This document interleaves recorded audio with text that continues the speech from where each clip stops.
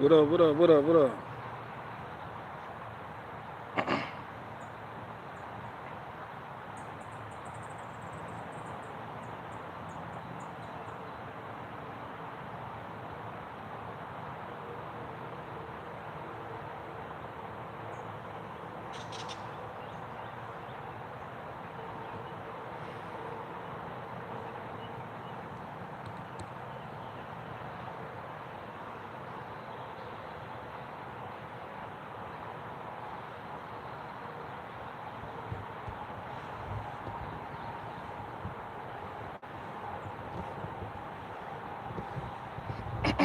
Excuse me. Oh, Zach the Dread. What up? What up? Zach the Dread in the building, big homie. Hi, Les. Hi. Hi, Les Anthony. What up with you? What up? What up? Severe duty. Severe duty in the building.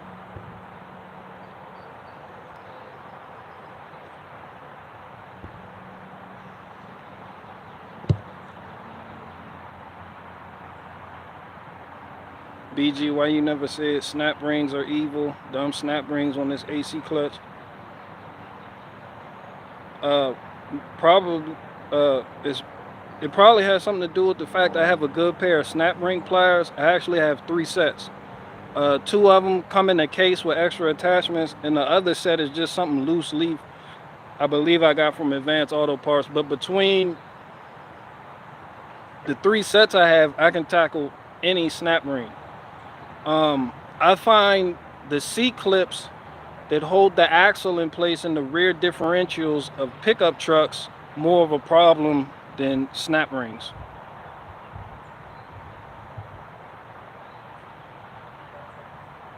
I also hate worm clamps. I don't like them.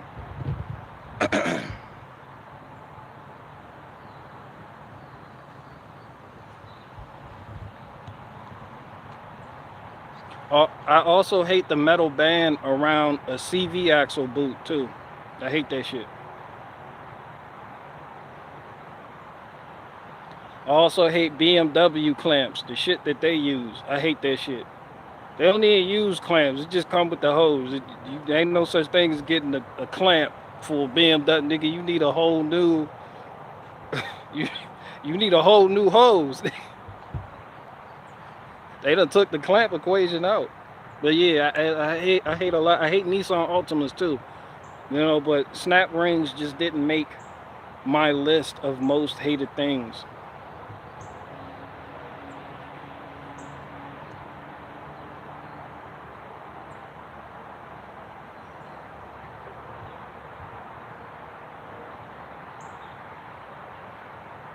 Working on my homestead a lot. These days I finally made a live stream on a break. Oh yeah. I try not to, unless you live in like Tyrone Strawberry. I don't know, I just try not to make a chore out of homesteading. Like I feel like when you homesteading, it shouldn't be something like where it's like, I gotta get out here and do this again. Um, most people homestead because it's a hobby. There's very few people that homestead because for the self-sufficient tip to try to, that are waiting for the impending collapse of supply chains, and they think they're gonna get out there. But most people is something that they find joy in. It's like an activity, like a lot of women. That's why they garden. It brings them this type of joy and peace. Almost like an emotional support animal type shit. Like it sounds goofy, but like a lot of people, they just like getting out there. But the minute I feel like, man, this shit becoming work, because I already work for a living. So I don't want to come home and then work on some shit too, That was my thing about being a mechanic. So the minute I feel like that, I got to reevaluate my position on things. And that's why I told y'all this year I wasn't going to do a garden, which my wife did. I'm just going to do the watermelon patch thing because the watermelon patch is something that I look forward to, and it brings me a peace. and it's something that I love doing. You know, I don't feel like I'm going to save the world if the supply chains collapse, and I don't feel like I'm going to supply every house on the block with watermelons in case there's a shortage at the grocery store. But you know, it's something that I enjoy doing for me, and I like watermelon. But the whole job thing, man, I can't live that way, man. I can't live it. That's why I got a small. That's why I got a tiny garden. But different people feel different ways though.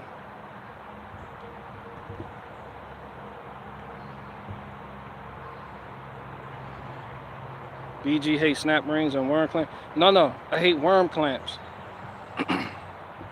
Um, a lot of people don't know what worm clamps are. Worm clamps, it's the metallic clamp. It's silver, and you usually have a Phillips head screwdriver you can stick in there to loosen it, or typically an 8mm socket is what you'll need to loosen it if you don't have a flathead. A Phillips head screwdriver.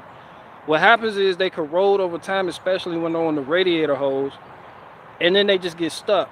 Sometimes you strip them out, you can't get the Phillips in there, and sometimes they're often in places um, that make it difficult to get your socket in there. And I actually prefer the tong, the I forget what the clamp is called, but a lot of mechanics don't like them. But it's just you squeeze them. You take a pair of channel locks or pliers or whatever you have. You squeeze the two parts together and it comes right off. I prefer those over worm clamps. I don't like worm clamps.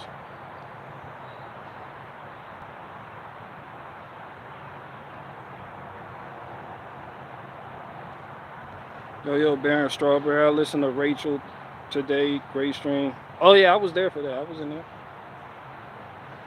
Yeah. Yeah, shout out to Rachel, Tyrone. I'm over the whole feminist thing, but man, shout out to you folk.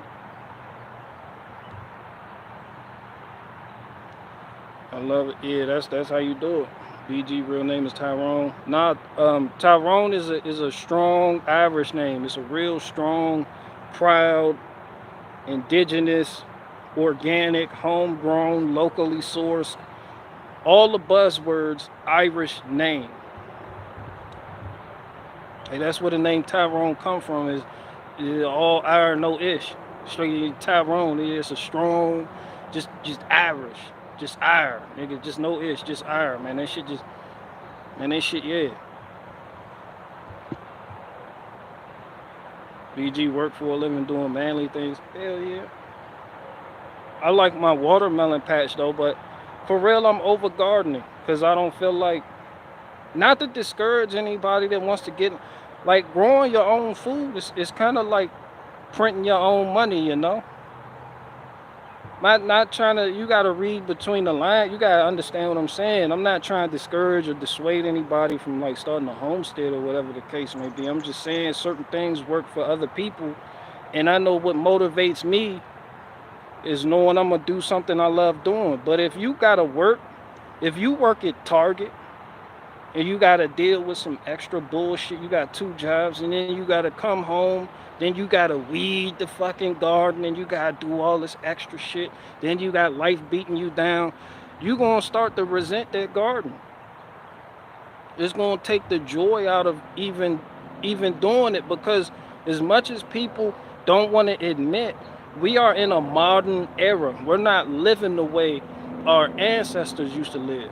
We don't have to live like that. And a lot of our ancestors and forefathers and the other people, they did certain things to get us here to make life easier. It's just like as you as a parent, you do certain things and you want to acquire some type of wealth to pass down to your kids to make their life easier. That's what them folk did. And now we're here when it comes to being able to go to the grocery store and get food or support your local farmer and have groceries without having to grow things yourself.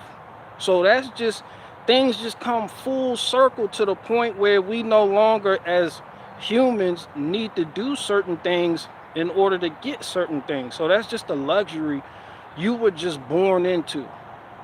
So there's no need. So that's why I say I feel like the homestead, unless you want to become a full-fledged farmer and work and get contracts and deal with a certain crop, or you really live out in the boonies and it take you like 2 hours to get to town, and you just out there, like, yeah, people gonna end up doing what's sustainable.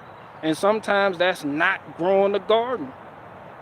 Sometimes it's supporting the farmer or the other person that homesteads and has a sizable plot of land so they can get food, so they don't have to do what they do. That way it frees them up to go out there and go work and get money so they can be able to afford where they live, you know?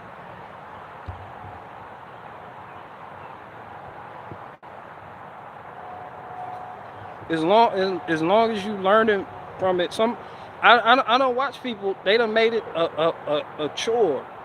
And a lot of people make it's a new thing. Like every other short I see, it's like a homesteady couple, and people are really making a pissing contest out of it, just sapping the joy out of it. That's what it is now.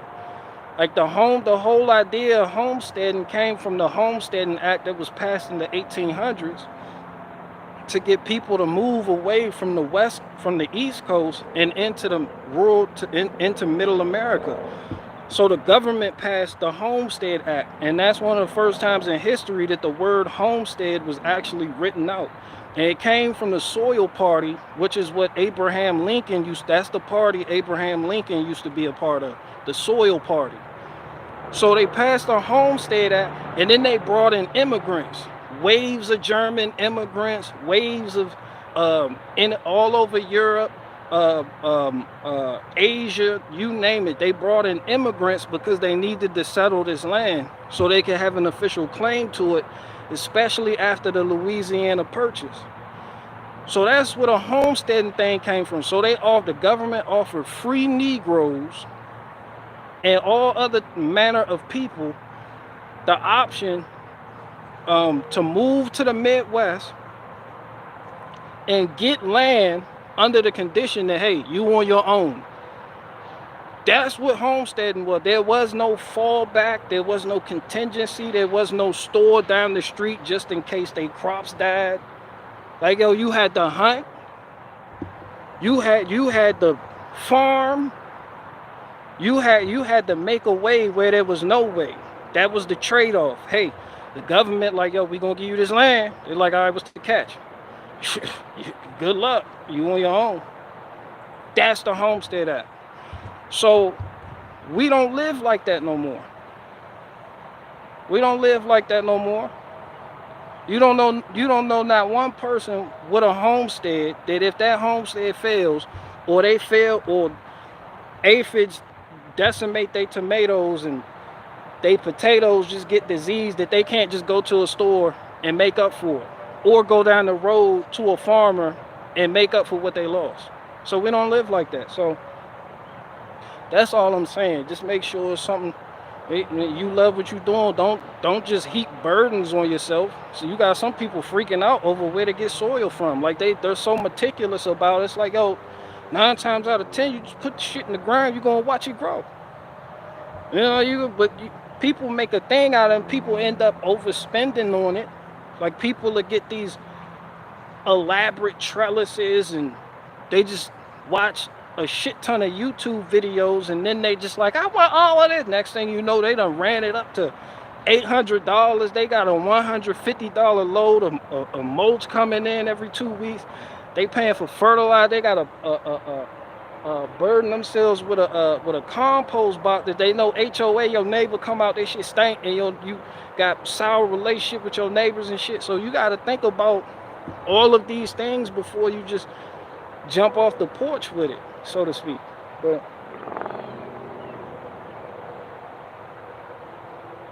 yeah, but I love my watermelon patch. So, and I know that sounds stereotypical, but yeah, it is what it is. Sour relationship with your neighbor, man. Sour relationship with your neighbors. You know good and hell well. Some people take advantage of the fact they don't have HOA, but you know good and hell well your neighbor does not appreciate your roosters. Y'all don't hear me. Some of y'all get so hopped up on the internet shit, y'all just go out and get roosters and shit and a whole bunch of chickens and shit. And them bitch, them nigga done went out and got guinea fowl, and now they're in the neighbor's yard. They're in the fucking neighbor, you know.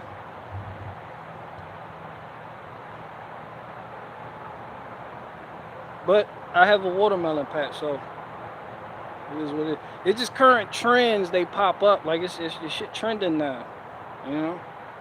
Shit real trendy. But trends come and go, and then go around in circles. That neighbor gonna be eating good. Hey, Southerner here. Watermelon is a Southern thing. I got a watermelon patch. That's about all I can say. I got a watermelon patch. People.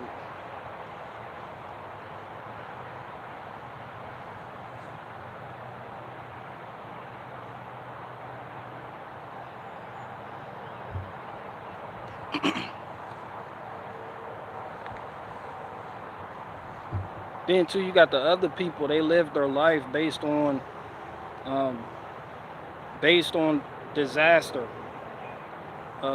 based on prophesized disaster from especially the truther community.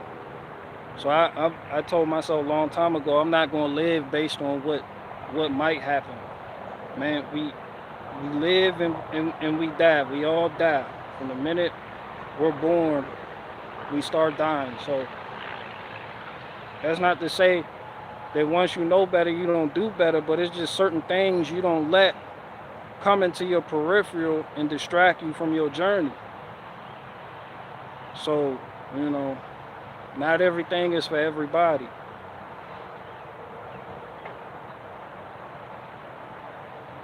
Watermelon is probably just summertime fruit. Oh yeah. Do you water? Shit, if it grew in the winter too, I'd be eating it in the winter too. Watermelon is great year round.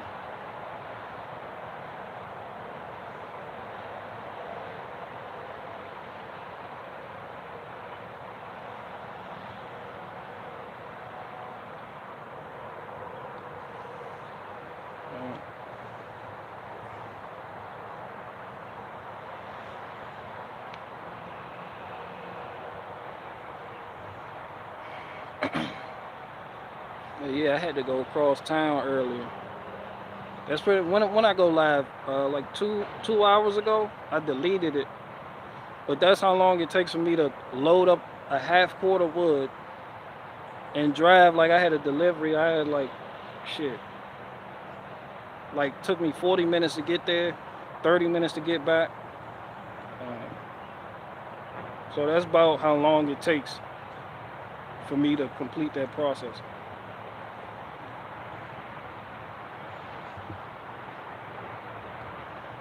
Yeah, so everybody, yeah, the more you get experience, like with the wood thing, like you see this, and I'm completely out of seasoned wood on the east side too. So this the west side. So now I'm strictly taking from this, because I'm all out of that. I was doing half and half, is not to deplete my wall faster, but that shit gone because, man, it's cooking season. So once you establish yourself, like, you know, the winter time, people like, yo, firewood. You got the hustle to go out there and get the firewood. And you know it's gonna be cold, so people like, yo, you got that firewood? Because you know that they say that blizzard gonna be tomorrow. So you already know you're gonna have business in the wintertime, but the summertime is when a lot of people, they lock up for the summer. You know, the spring and the summer. Because who except for like people that go camping. But there's a big market. Okay, auntie. But yeah, there's a big market for cooks, especially breweries. So some breweries, they offer a service. Like I work with a brewery in town down that way, and they offer a service to their customer. They can sit at a table, be outside, and they have like a little fire going in the middle of the table. It's a real nice setup. Then too, you got various restaurants. Then too, we got barbecue spots opening all up and down, and them people, they want oak. So that's one of the reasons why I harvest nothing but oak. I process nothing but oak, split nothing but oak wood, because you can't go wrong with oak wood. Now, let's say if I had birch or walnut or maple or some other type of wood, um, it's not as universally accepted. So a lot of people gonna hear walnut and be like, nah, I'm good. Like the only thing around here that can rival oak wood as far as cooking is hickory. Um, and I'm not really that good on my hickory species, so that's something I gotta tighten up on identifying them. Like I can't tell I can tell the difference between shell bark hickory and shag bark hickory, but I can't tell the difference between mocker nut hickory and pig nut hickory and the other types of hickory that the state of Virginia has to offer. So I'm slacking in that department, so I'm just sticking to what I know, and I'm staying in my lane, and my lane is oak wood. And people appreciate that because they know the information they getting is 100. So you're gonna have businesses wanting to do business with you.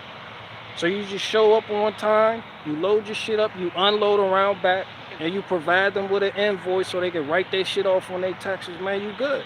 You gonna be shit. I done sold more wood this summer than I did all winter. Like the summer busting, and then the competitions are about to get started. Like people throwing competitions in DC. You got the competition's been started in Tennessee and Kentucky. Them boys been on that shit down there. Um, Man, you all over. You got people in race competitions in Richmond, and then too, you know, you gonna have your holidays. You know, July 4th big, so you already know you're gonna be busting that week. You selling wood, nigga, all oak, so no one has to worry about what's what. If they gonna get a little bit of this mixed in with a little bit of that. I seen one listen. The dude ordered on this group I'm in. The dude ordered 2 cords of hardwood, and he said, like, the majority of that was cedar. So he paid hardwood prices, whatever the fuck that means. I'm not the type that says, yo, I got hardwood. I don't do that shit. I'm gonna tell you what the fuck I got exactly. Nigga, down to grain count if you want that. I mean, if you want the ring count, I can tell you how old this shit is too, how long it's been seasoned and all that shit. But yeah, people just be like hardwood and then show up with a whole bunch of mixed shit. Like it's just mixed. And then they slip in the softwood in there, you know, like the cedar. The cedar's pretty, it's a good wood, but you can't cook with it. Well, I'm not gonna tell you can't cook with cedar. Big wood won't be party to you doing that though. You on your own, you do your own thing. You know, shout out to you. And then too, the smoke from from burning cedar, that shit toxic. And then too, cedar doesn't leave good coals. Then too, cedar snaps, crackles, and pops. That shit shoot the fuck all over the place. Doesn't matter if it's been seasoned 6 months or a year. That shit snap, crackle, and pop. Then too, a whole bunch of ash is gonna be flying all over the place. It leaves no coals but a whole bunch of ash. I shit you not. So that makes cedar not a favorable wood when it comes to firewood. Now, like playgrounds, building material, boards, or crafts, man, cedar is the shit. So you gotta know when and when not to do something, when and when not to offer something based on the service you're providing. But anyway, getting back to the dude, he ordered 2 cords and he said, yeah, man, a whole bunch of cedar showed up. I'm like, eh. So once you build that reputation with people, when they've been fucking with you for season after season, they know you're not on that bullshit. Then too, you know you're not on that bullshit because you have one species in the back. You know, that's all I have. So there's no way I can fuck up.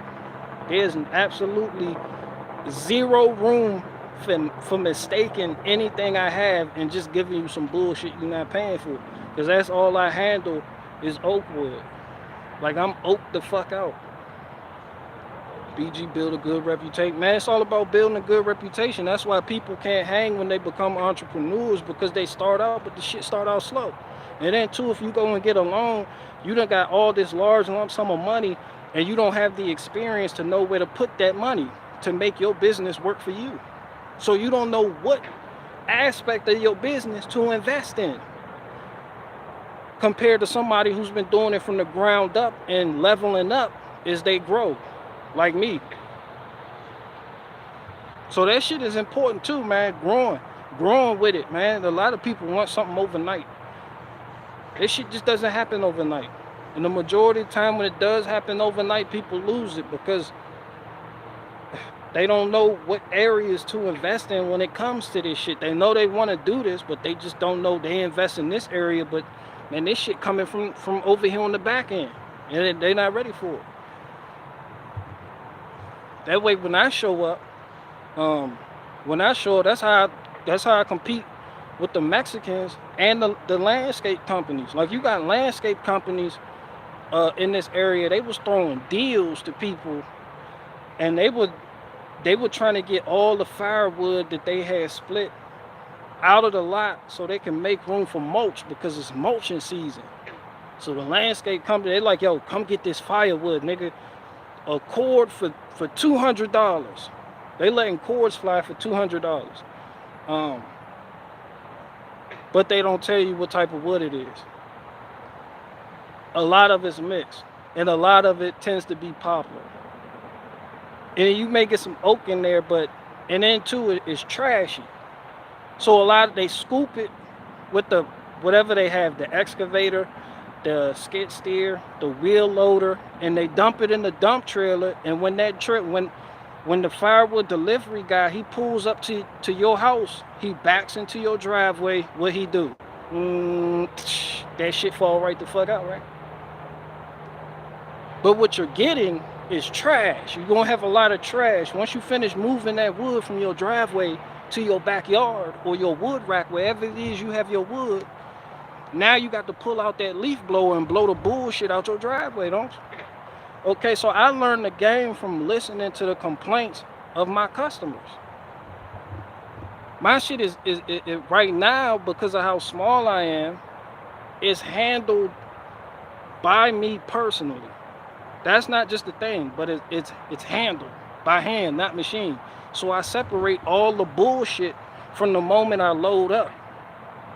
So there's no room for a 211 can to just aimlessly be in your wood, because I done separated this shit.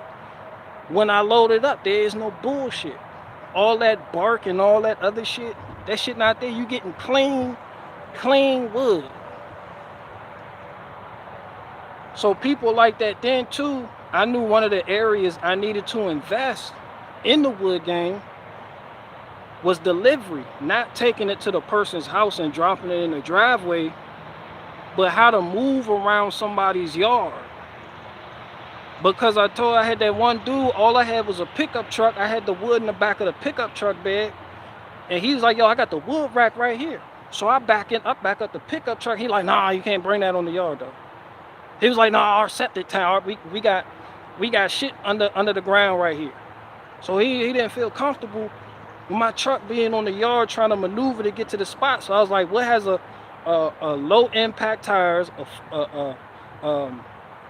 not as heavy as a footprint, and can haul a lot of weight, a side by side. So I started looking. That's why I told y'all I needed the gator so I could deliver once I get to the delivery.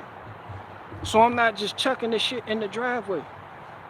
So I got the gator, and boom, I got the orange utility cart so I can maximize output by being able to deliver up to a half cord, which a lot of people have half cord racks. I'm not doing like real weight. And boom, you could get it like if 50 yards from the driveway, you could just drive right on down there and navigate, and then boom, you good. So if somebody want to come deliver to me, they gonna drop it in the driveway. But when you got the type of setup I have that I invested in, you can come to the backyard, drive down here, and start putting it right there. So that's one of the things. That's what I mean when I say you got to know what areas you need to invest in once you find out what you want to do.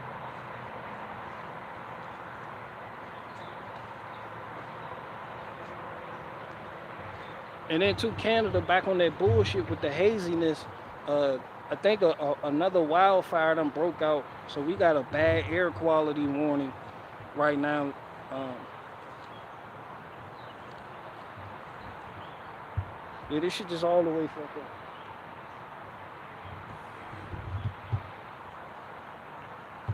I've been rambling. What the fuck am I've been rambling. Hold on.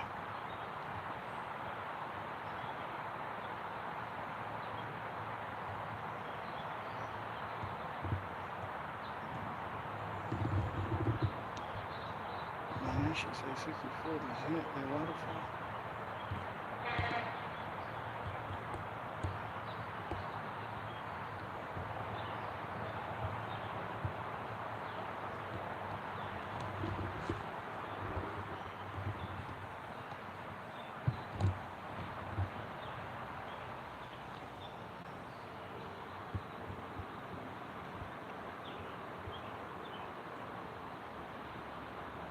Hold on.